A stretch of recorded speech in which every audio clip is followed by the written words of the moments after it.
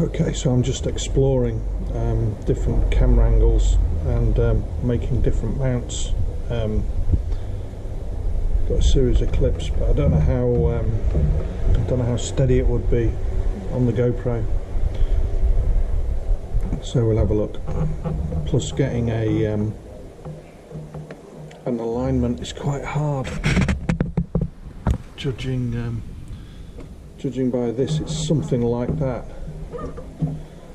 But who sees? I shall show you the video ram mount. Ram mount? It's not really a ram mount. It's a crocodile type clamp. But I'm going to have to rotate it, I think, because it's liable to fall off. But it's an interesting angle. I typically ride like this, so it'll show what I've passed. Shame I can't get it further down.